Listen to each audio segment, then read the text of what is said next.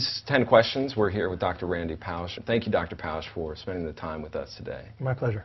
In New Orleans, Catherine wrote in and asked if you believe that you somehow were chosen to be this messenger, to be what she said, a messenger of hope. Gosh, I've never really thought about that.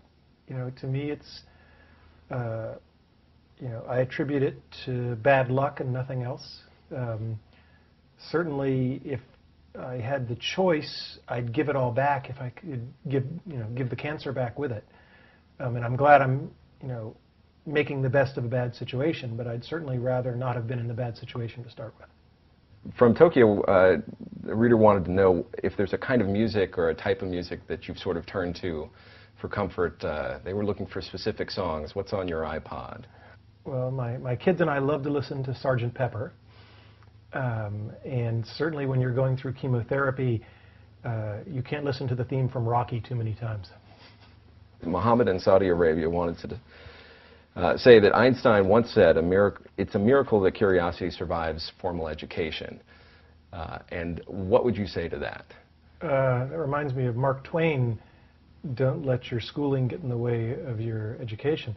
One of the things I always tell all of my students is that they should spend their time in whatever way helps them learn, and that I'm perfectly happy if they cut my class because they were doing something that was a better use of their time. I mean, there have been times when there was some guest lecturer on campus, and I would very happily tell my students, look, this guy's better than me. And sometimes I would cancel my class and say, we should all go listen to this other person. In Lagos, a writer had written in about something that you also talked about in your book, which is the idea of your wife remarrying. I think his wording was if you had given permission, in some way emotional permission, to do that. Well, first off, it's not my permission to give. And the second thing is that I want my wife to be happy. And if she finds that happiness through remarriage, that's wonderful. If she finds that happiness without remarriage, that's wonderful. I mean, it's not my place to have a role in that decision, other than to tell her that if it's something that's somehow emotionally overhanging for her, that whatever she does is fine by me. And that, that's certainly a specific message that I have and will leave for my children, which is that, if the time comes where Jay should remarry, you kids may have a lot of mixed feelings about that, and you're entitled to them all. But if you're wondering how Dad felt, Dad wants Mom to be happy.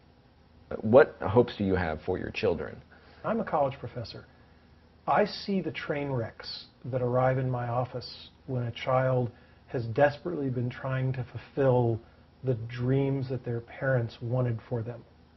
I don't have specific dreams for my children.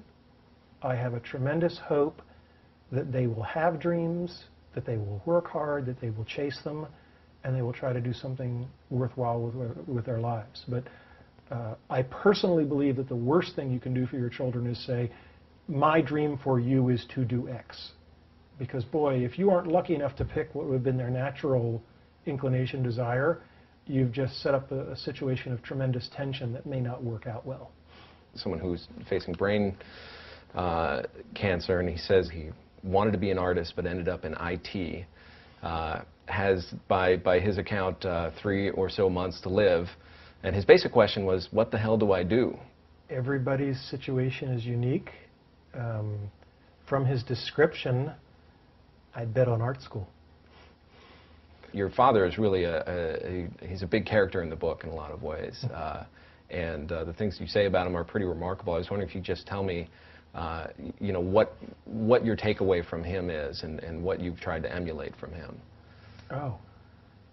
That you ought to be trying to have fun with every single thing that you do. And that you ought to be thinking hard about what you can do that helps others. It's such a simple observation. I mean, I love the movie Groundhog Day. This Bill Murray throwaway comedy is a perfect metaphor on life. And he goes through all the stages. He goes through self-pity and self-absorption, and then over time he realizes that spending his time helping other people is what provides him with satisfaction. And I just love that as just a lovely comedic metaphor, but it's absolutely true.